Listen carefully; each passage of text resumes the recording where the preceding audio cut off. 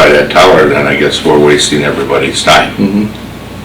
So that's why the modifications steps in as, like Bill says, part 2 of the agreement. You know, one has to work with the other one, and we really need to get them up here with us to really sit down and find out, all right, what do we really need to do? You know, and if you say you're going to be damaging by welding the interior painting of that tower, going in there and dabbing it with a whitewash brush isn't acceptable. You know, that there's special paints and coatings and galvanized coatings inside that tower to protect that for corrosion control. And we're looking at paint jobs to last 15 to 20 years. And the expense and the work, the expense was huge, and the labor involved to take that thing out of service, let alone for the time that it is down. We don't have a backup supply in the water tower. We're running off a variable frequency drive pump on our booster pump, which senses the pressure in the system. That's what we operate on while we don't have the elevated storage. It's not a comfortable feeling, and if you remember the downtown fire, we filled the tower the day before the fire. So that's a close shave. Well, I think there's some homework to be involved, I guess, to check everything out. That's why we just wanted you to be aware of this, because we never know which approach they're going to take. They might send a blanket letter to the board, you know, I mean. Right. And this has gone on a couple of months now, right? Oh, yeah, actually, they removed their equipment, the Aerodyne equipment, in 2015. They had done it in increments and segments, I should say, starting in the spring of the year, finally about October, November, when they signed off and so we just signed and say we removed everything, and they did. And they made good, but you know, anything that they removed, if they had grommets that had to be replaced where the cables went through and that, they did stand behind their word when they did that. They actually had a firm out of Madison that did the work for them. They were very good to work with that way. But now, you know, coming in, push comes to shove, in protecting our interest in that tower, you know, that's a very expensive piece of equipment in a village to be toying around with, let alone the DNR will have their eye on that. So, and I've had those discussions with the DNR representative too. So. Thank you. Number 20, persons there and be heard. Could I have a motion open the floor, please? So moved. By Doug? Second. Second by Bob, all in favor? I think at the last village board meeting, you mentioned that you would be having on the agenda to approve plans for the restrooms. Where are we standing at that? The bid opening would be May 26th at 11 a.m. May 26th? Yeah, Here at the village hall? yeah, we're at the village hall. Is there any, Just got that information today. when it would be done, or? We won't know that till we open the bids. Oh, okay. I don't think it's going to be able to get done by Polka Days. No. I think the completion date that I've tentatively got in the contract is mid-August. Okay. So it would be, I can probably plan on being able to use it for Yes. September 10th, Yes. So, otherwise I gotta look elsewhere. well, all I can tell you is what I know.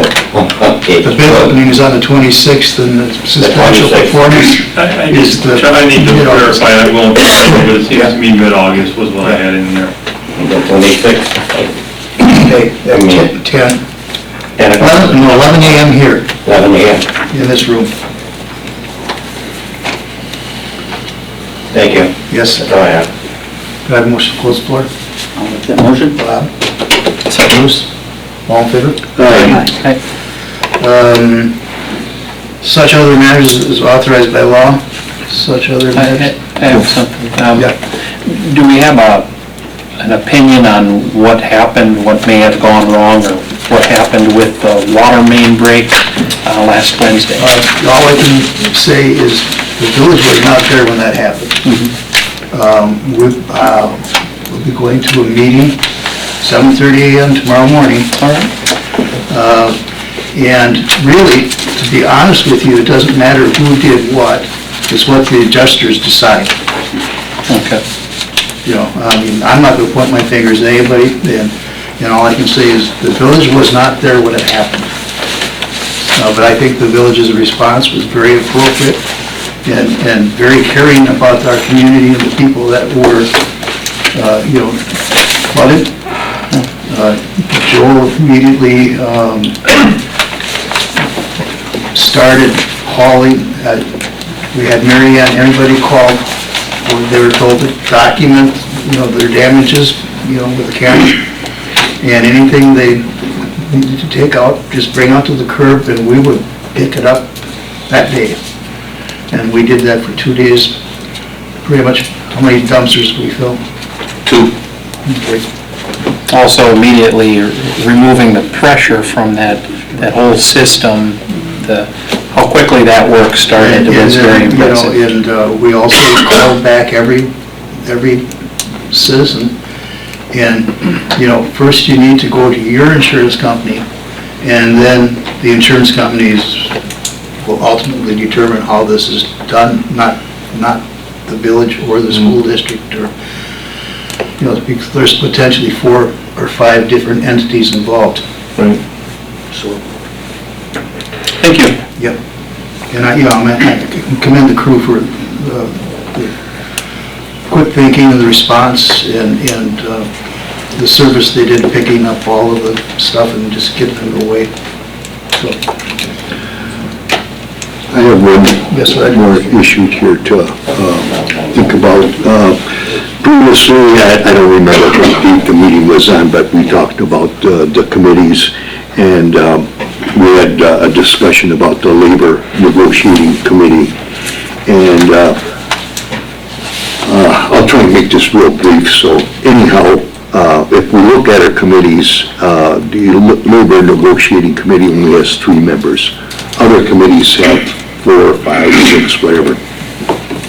And what I was impressed with was when Mark Hinsel was hiring 3 new officers, and he had selected individuals to serve on those committees. It was run very professional, and that was to hire part-time officers. Now, our labor negotiating committee only has 3 members. If one has to abstain from voting, then you only have 2 people actually deciding who that individual should be. So a resolution to that is adding several more members to that committee, like all the other committees are. That's, going back to the labor days when there was labor unrest, you could not have a quorum of the board on that kind of a committee. So 3 is the max. Yes. when you said labor unrest, what idle thought would that be? You've lived here long enough. I know the I'm not going to go into any particular issues, but Okay. the rationale is you could not have 4 board members on that committee because you had a quorum. Couldn't you have 5? That'd be more than a quorum. Yeah. Bill, am I right? Yes. Because what would happen would be if you had more than 3 members on it, whatever action was taken at that committee would be done. Could not come to the board. It could come to the board, but it couldn't be overturned. So the board, the committee would be binding the board. So then what's I'm hearing what Roger is saying, then how do you resolve the fact that only 2 are voting?